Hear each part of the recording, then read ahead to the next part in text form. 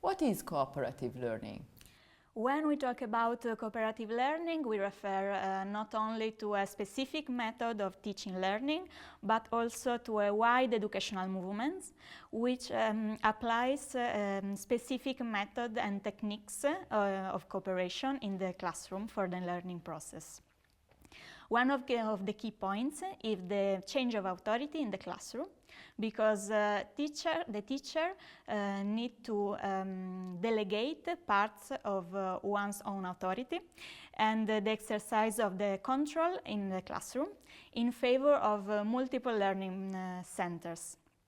We want to outline that it doesn't mean that there's no differences of power between students and teachers, because the most important thing is that the teacher find a more constructive way to use this power to promote a democratic learning environment and to make more responsible the students. So we move toward a learning process in which the knowledge is a research process and in which the students play a more active role. They are critical researchers together with the teachers, that is also a learner and a critical researcher.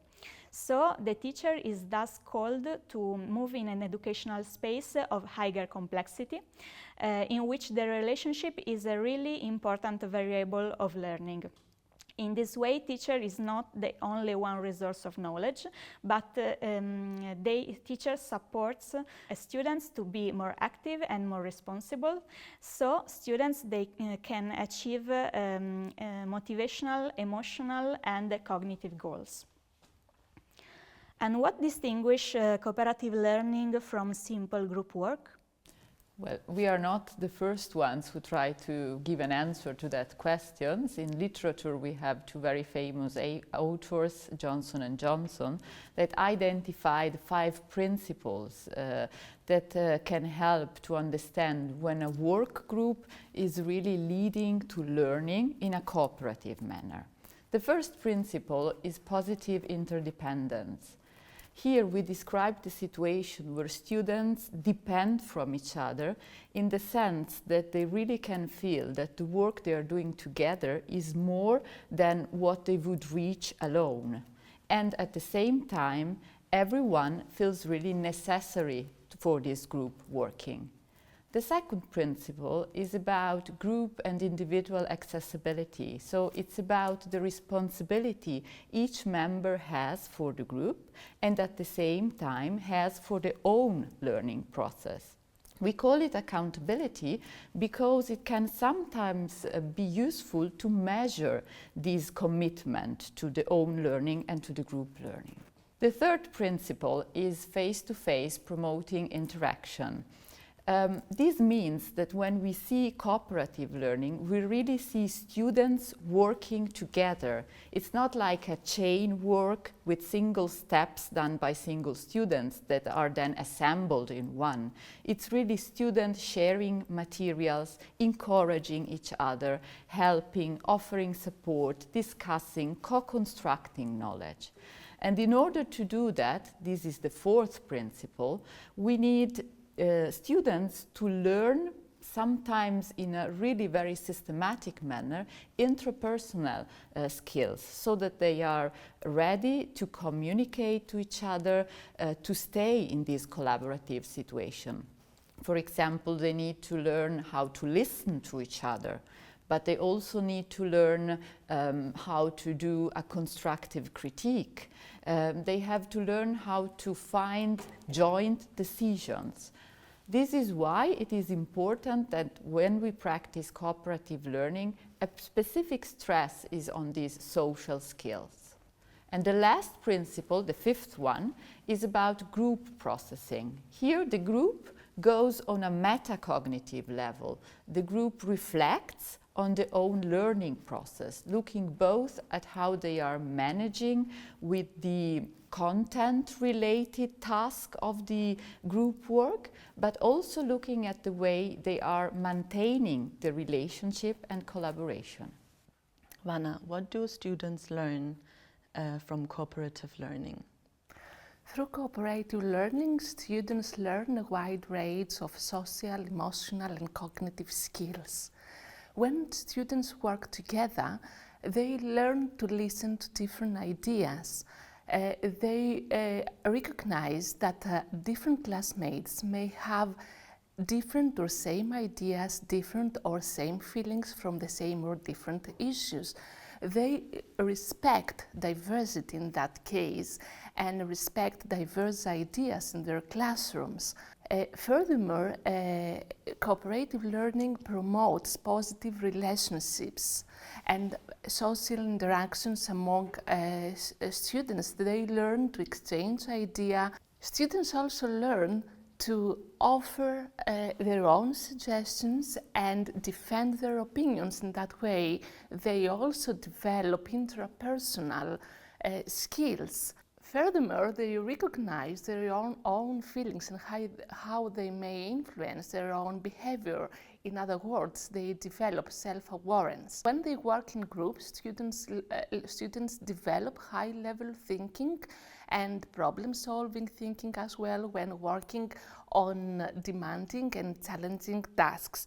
They also enhance their rule-based thinking during cooperative learning. So, Ozge, which is the contribution of successful cooperative learning to an inclusive classroom? It's very crucial for cooperative learning that you have some practice of participation in the classroom and also valuing diversity. So students work through cooperative learning. They work together collaboratively in the classroom.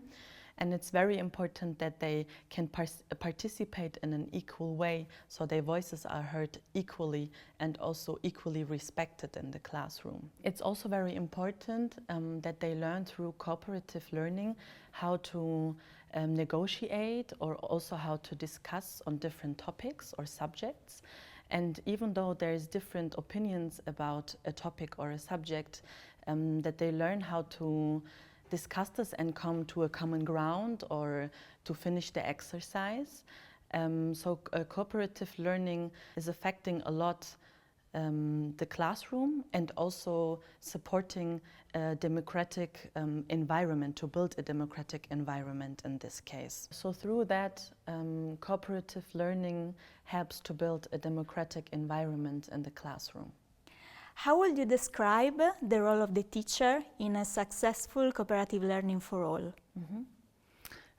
It's very important for teachers that they know that they are designers and organizers of the classroom as well as of the class itself, of the lesson.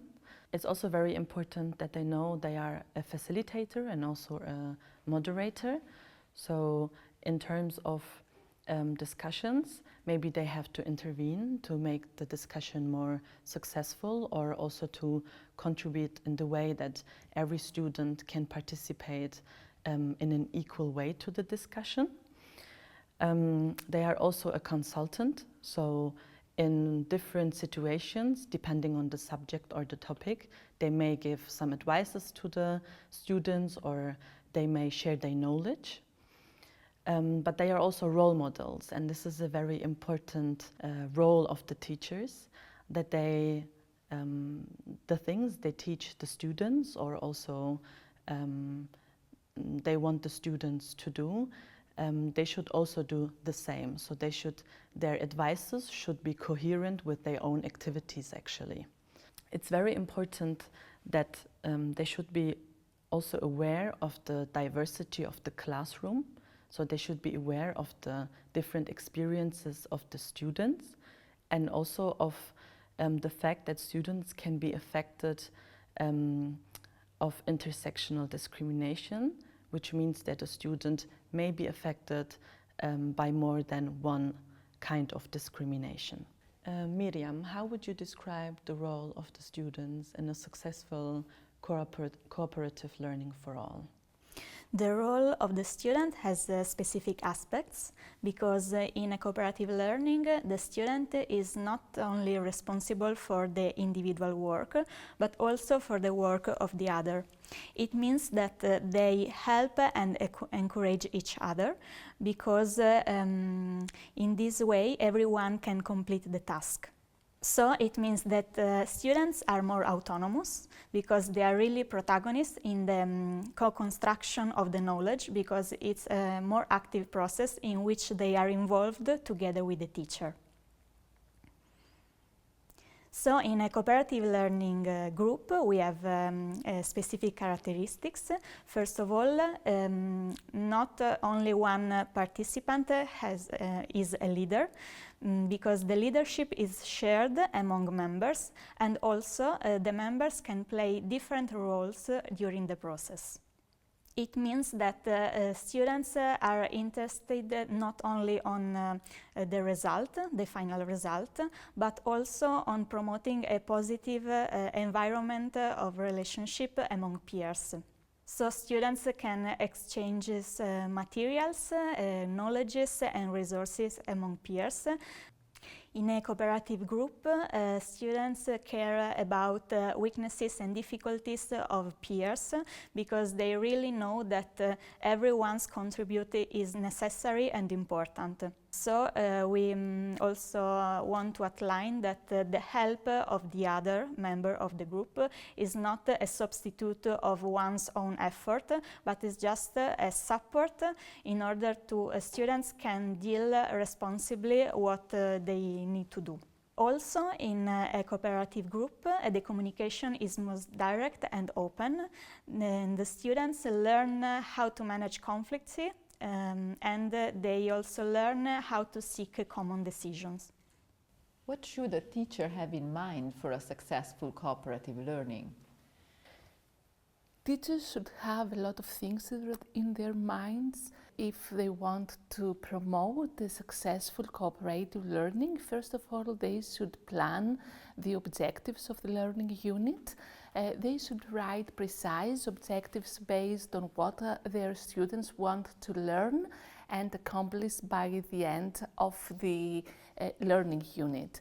Second, it's very important the teachers to have the knowledge of a wide range of cooperative strategies and to be flexible and able to change them if it needed based on the needs of their students' interests and the objectives they have set out.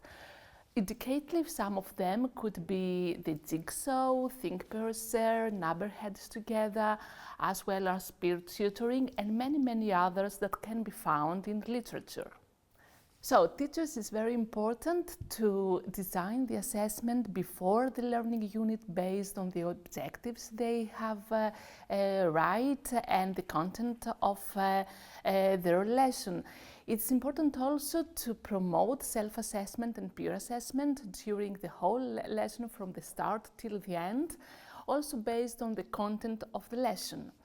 Materials and means should also be organized from the start of the lesson based on the needs of their students, their interests, different background, and the objectives of the unit.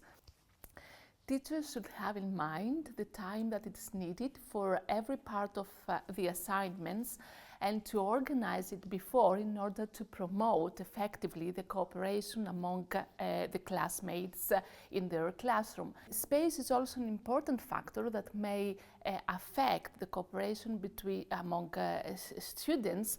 Is important it's not only a matter of arranging or rearranging chairs and furniture in the classroom. It's important to arrange the classroom layout and the furniture, taking into account light or fresh air.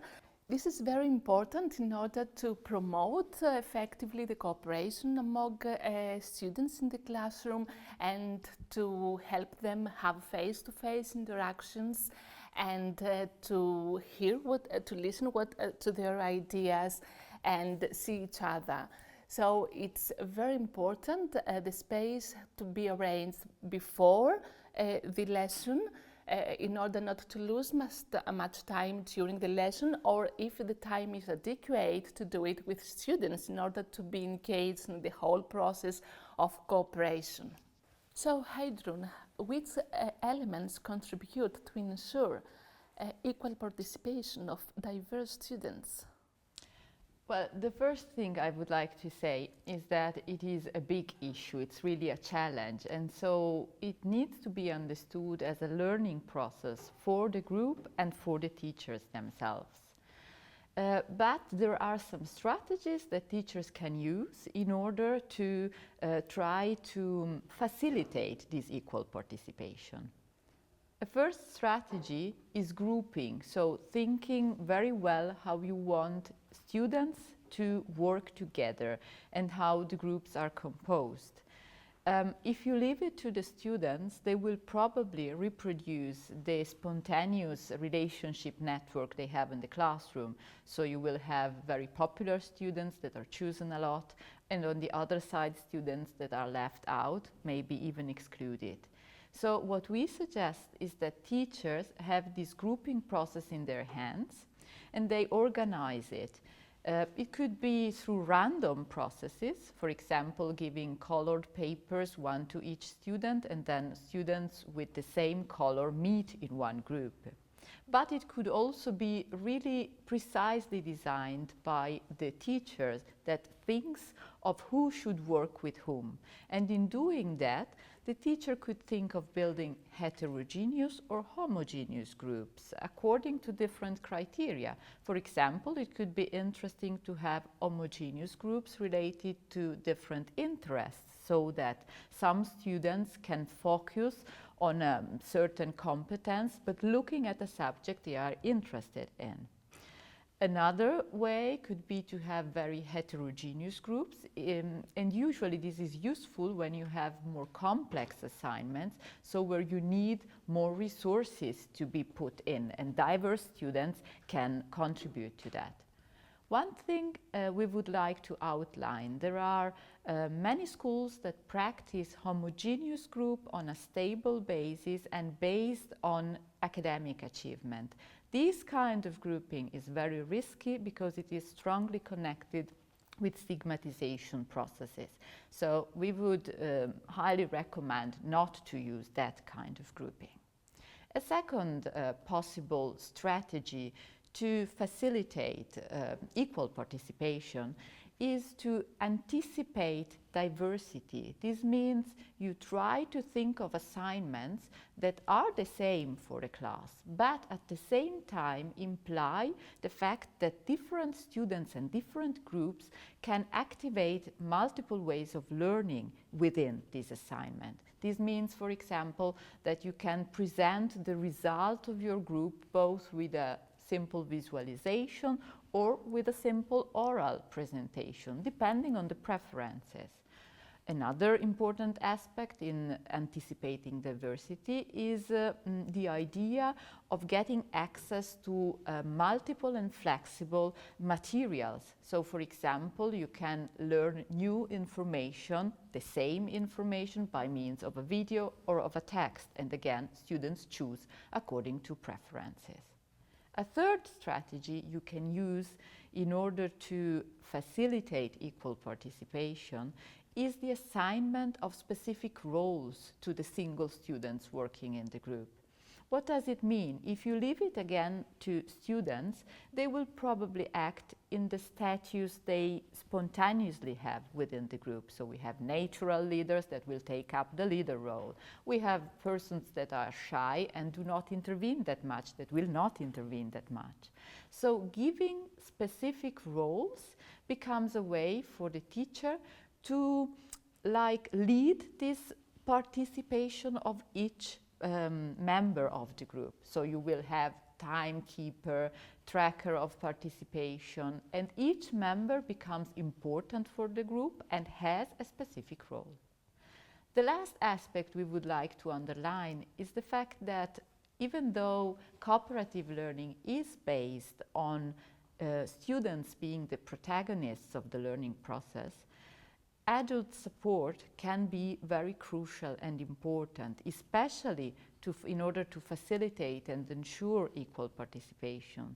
This means that each time an adult in the class observes that somebody is getting excluded, discriminated, or is experiencing some form of marginalization, then it is very important that the teacher immediately intervenes and reacts to that, so that it is really clear that in our inclusive classroom, every voice counts.